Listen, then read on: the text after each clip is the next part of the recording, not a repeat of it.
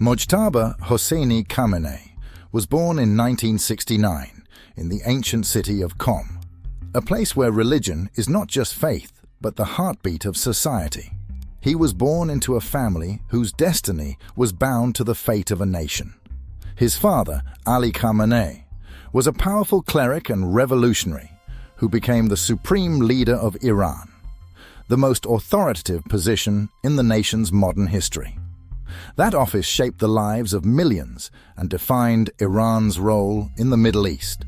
From his earliest years, Mojtaba's existence was not that of an ordinary child. Dinner table conversations were not about games or sports. They were about ideology, sacrifice, faith, and a vision of society governed by the principles of wilayat al-faqih. The belief that a qualified Islamic jurist should hold ultimate authority. That belief was the foundation of Iran's political system. It was religion made into governance.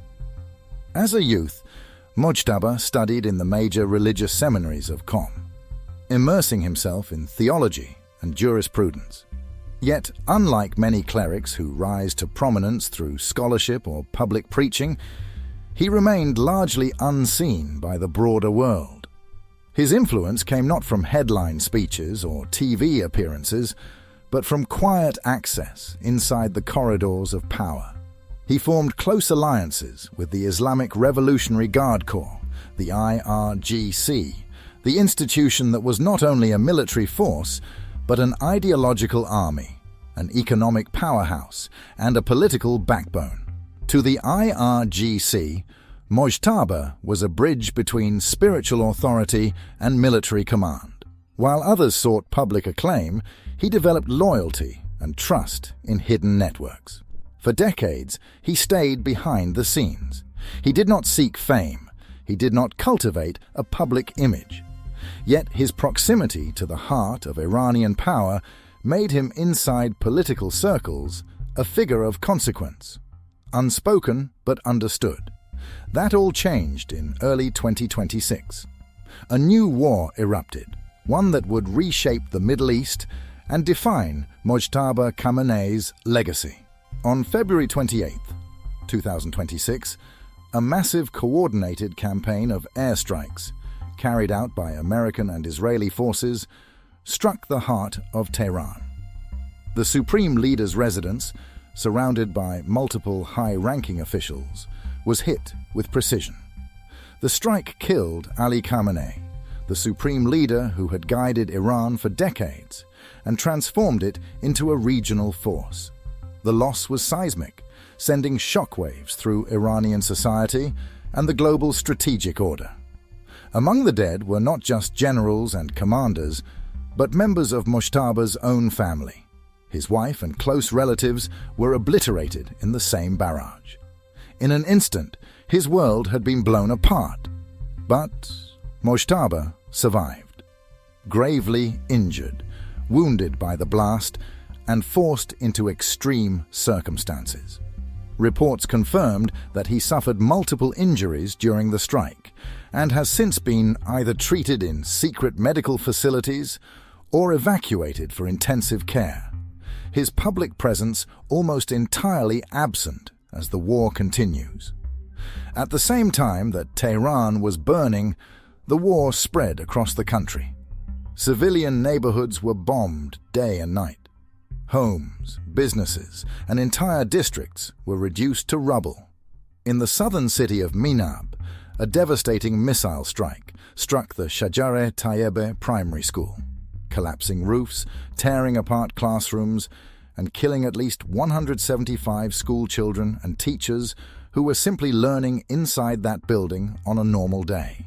The pain of that massacre was immeasurable. Hundreds of families left in grief. Countless futures ended before they began. Mothers and fathers wept in public squares. Funeral processions filled the streets. Flowers, toys, and tiny shoes lined the graves of children who would never grow up. Across the nation, thousands of civilians were killed. Hospitals, schools, water infrastructure, and residential blocks were struck. Many of these attacks occurred not at military targets, but in zones where civilians sought shelter from annihilation. Entire communities were scarred, the collective memory marked with trauma that would last generations. Inside Iran, the mourning was profound, not only for beloved leaders, but for unnumbered innocent lives. Millions of Iranians flooded the streets in solidarity. They did not mourn a clerical elite alone. They mourned children, neighbors, teachers, and loved ones. They demonstrated support for Mojtaba Khamenei not because they desired war, but because they saw in him a symbol of resistance against what many perceived as an unjust, indiscriminate campaign that spared no civilian lives, school or city alike. In the midst of this devastation, Iran's Assembly of Experts, the body responsible for selecting the supreme leader, convened under extraordinary wartime conditions. Under pressure, rapidly, and amidst explosions and mass fear, they chose Mojtaba Khamenei as the new supreme leader of Iran. What was unusual was not only the speed, but the context. A cleric with no public political role, elevated in the chaos of war, to guide a nation under siege. His appointment was greeted by waves of emotion across the country. For many Iranians, it was not about ideology alone. It was about survival, defiance, and unity in the face of aggression they believed was designed to break their spirit and dismantle their nation. Millions marched in the streets, chanting his name. Families draped in black carries, banners, and portraits, not only of Mojtaba, but of the children lost in school bombings. Mothers cried out for justice. Fathers stood in silence, fists raised. This was not mere political support. It was collective trauma made visible. For a generation that had known sanctions, subversion, and geopolitical isolation, the shock of war was unlike anything before. Cities like Tehran, Isfahan, and Qom faced attacks that reached beyond military installations into civilian infrastructure that had nothing to do with combat. Entire neighborhoods were flattened. The air smelled of smoldering buildings, fear, and loss. Schools were hit again and again in Minab and other urban areas as missiles tore through sanctuaries of learning that should never have been battlegrounds.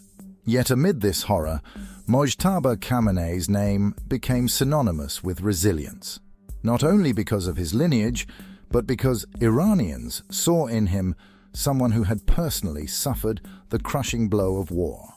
His rise to power was not inherited in a vacuum. It was forged in fire. But the world watched with mixed emotions. Some saw his appointment as continuity, an unbroken thread of Iranian resolve against external military pressure.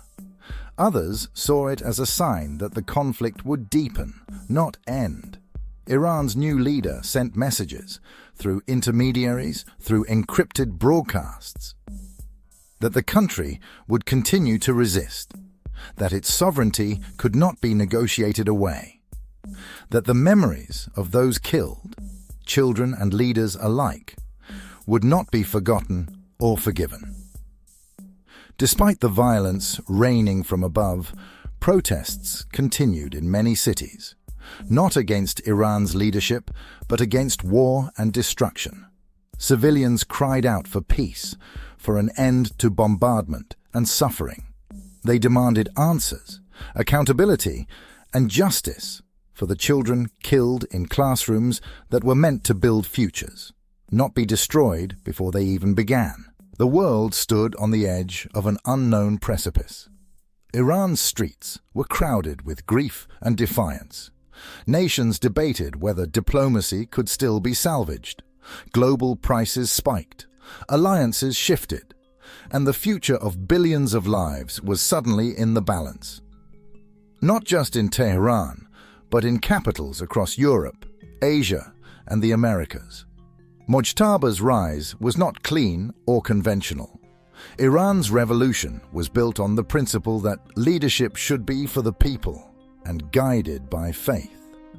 Yet here stood a leader, chosen in war, surrounded by rubble, thrust into conflict, whose legitimacy would be measured not in policy alone, but in whether he could guide a shattered nation toward stability instead of apocalypse. Some ask, will he lead Iran toward safety? Or will the wounds of war and personal loss breed cycles of vengeance and perpetual conflict? That question now defines an entire era.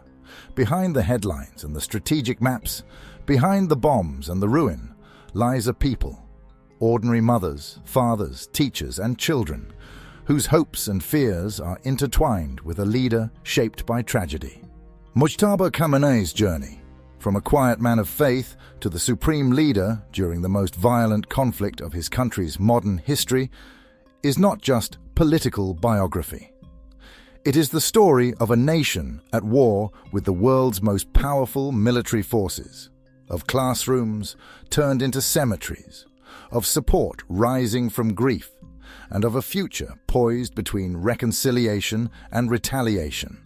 Whatever happens next, his name is now etched into the fabric of history, not merely as a cleric who inherited power, but as the leader of a people who saw in him their own shattered hopes, their losses, and perhaps their last chance at defining their destiny, not as victims, not as pawns, but as a nation demanding to live, to rebuild, and to rise from the ashes of war.